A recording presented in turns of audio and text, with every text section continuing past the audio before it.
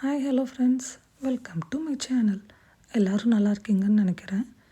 இன்றைக்கி பார்த்திங்கன்னா மார்னிங் சுட சுட காஃபி குடிச்சிட்டு தோசையும் சாப்பிட்டு பிரேக்ஃபாஸ்ட்டை முடிச்சாச்சு. வாங்க லன்ச் என்ன செய்யலான்றதை வீடியோக்குள்ளே போய் பார்க்கலாம். இன்றைக்கி லன்ச் மெனு பார்த்திங்கன்னா ரசம் சாதமும் ஒயிட் ரைஸ், அதுக்கப்புறம் பாவக்காய் ஃப்ரை.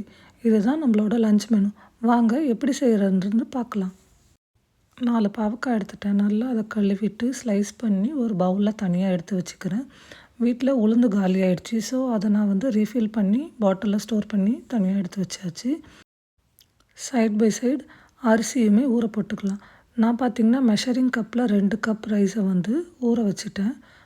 நான் சமைக்கிறதுக்கு ஒரு அரை மணி நேரத்துக்கு முன்னாடியே ஊற வச்சுட்டேன்.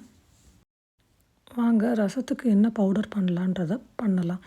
மிளகு கொஞ்சம் எடுத்துக்கிறோம், கொஞ்சம் ஜீரகம் எடுத்துக்கிறோம். ரெண்டுத்தையுமே நம்ம கொரன்னு அரைச்சி எடுத்துக்கிறோம். அதுக்கப்புறம் ஒரு 6லேருந்து 7 பல் பூண்டு சேர்த்துக்கிறோம். அதையும் அதை கூட மிக்ஸ் பண்ணி நம்ம அரைச்சி தனியாக எடுத்து வச்சுக்கிறோம். ஒரு கடாய் எடுத்துக்கோங்க. தேவையான அளவு எண்ணெயை ஊற்றிட்டு கட் பண்ணி வச்சுருக்க பாவக்காய் நம்ம அதில் ஆட் பண்ணிக்கிறோம். அதை ஆட் பண்ணி கொஞ்சம் நேரம் வதங்கிட்ட பிறகு உப்பு சேர்த்துக்கிறோம். உப்பு சேர்த்துட்டோன்னே அது நல்லா வதங்க ஆரம்பிச்சிடும். அதுக்கப்புறம் தேவையான அளவுக்கு மஞ்சத்தூள் கொஞ்சம் ஆட் பண்ணிக்கிறோம். அப்புறம் மிளகாத்தூள் கொஞ்சம் ஆட் பண்ணிக்கிறோம்.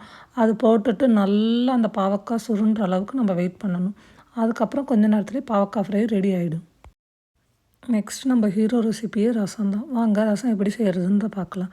ஒரு கடாய் எடுத்துக்கிறோம். அதில் தேவையான அளவுக்கு கடுகு, 2 பச்சை மிளகாய் கீரி சேர்த்துக்கிறேன், 3 காஞ்ச மிளகாய் சேர்த்துக்கிறேன், கருவேப்பிலை சேர்த்துட்டு நம்ம ஆல்ரெடி பொடி பண்ணி வச்சுருக்கோம் இல்லையா, மிளகு, ஜீரகம், பூண்டு, அந்த பொடியை நம்ம இதில் சேர்த்துக்கிறோம். இதை நல்லா வதக்கிட்ட உடனே சைடு பை சைடு 2 தக்காளியை நம்ம அரைச்சி சேர்த்துக்கிறோம். இந்த தக்காளி நல்லா வேகிறதுக்கு நம்ம உப்பை ஆட் பண்ணிக்கிறோம். இந்த உப்பை ஆட் பண்ணிவிட்டு கொஞ்சம் மஞ்சத்தூளையும் ஆட் பண்ணிவிட்டு நல்லா இதை வேக வைக்கிறோம். இது நல்லா வெந்துட்ட பிறகு தான் நம்ம என்ன பண்ணுறோன்னா புளியை கரைச்சி வச்சுருக்கோம் இல்லையா, அதை இதில் ஆட் பண்ணுறோம். அதுக்கு முன்னாடி பெருங்காயம் கொஞ்சமாக ஆட் பண்ணிக்கிறோம். தேவையான அளவுக்கு தண்ணியை ஊற்றிட்டு கொத்தமல்லியும் கருவேப்பிலையும் போட்டுட்டு மூடியை போட்டு மூடிடுறோம்.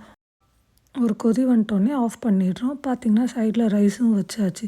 இப்போ பார்த்திங்கன்னா ஒயிட் ரைஸ், ரசம் அண்ட் பொரியல் எல்லாமே ரெடி ஆகிடுச்சு. ஒரு பிளேட்டில் போட்டு சாப்பிட்டா சூப்பராக இருக்கும். தேங்க்ஸ் ஃபார் வாட்சிங்.